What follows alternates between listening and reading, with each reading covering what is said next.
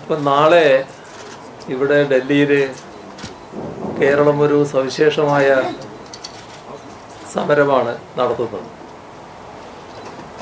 സംസ്ഥാനത്തിലെ മന്ത്രിസഭാംഗങ്ങളും നിയമസഭാംഗങ്ങളും പാർലമെൻറ്റ് അംഗങ്ങളും ഈ പ്രക്ഷോഭത്തിൽ പങ്കെടുക്കും. കേരളത്തിൻ്റെ അതിജീവനത്തിനും മുന്നോട്ടു പോക്കിനും അനിവാര്യമായ മാർഗമെന്ന നിലയിലാണ് ചരിത്രത്തിൽ അധികം കീഴ്വഴക്കങ്ങളില്ലാത്ത ഈ പ്രക്ഷോഭത്തിൻ്റെ മാർഗം തിരഞ്ഞെടുക്കേണ്ടി വന്നത്.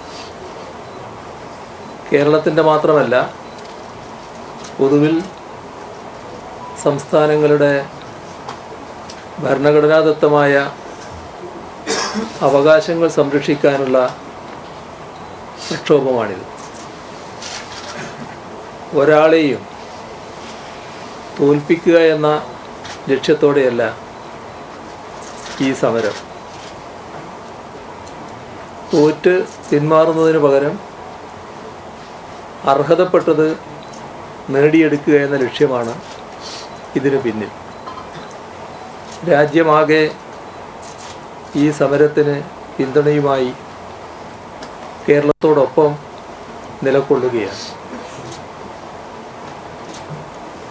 അങ്ങനെ രാജ്യമാകെ കേരളത്തിനോടൊപ്പം അണിചേരുമെന്നാണ് ഞങ്ങൾ പ്രതീക്ഷിക്കുന്നത്. ഇതിനെ കക്ഷി രാഷ്ട്രീയ നിറം നൽകി കാണാൻ ശ്രമിക്കരുത്. സഹകരണ ഫെഡറലിസം നമ്മുടെ പ്രഖ്യാപിത ആദർശമാണ്.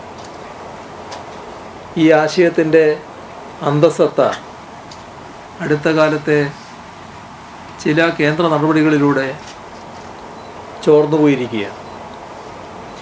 രാജ്യത്ത് 17 സംസ്ഥാനങ്ങളിലാണ് BJP നേരിട്ടോ BJPയുടെ പങ്കാളിത്തത്തോടെയോ ഭരണമുള്ളത്.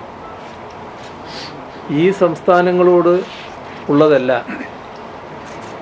NDA ഇതര ഭരണമുള്ള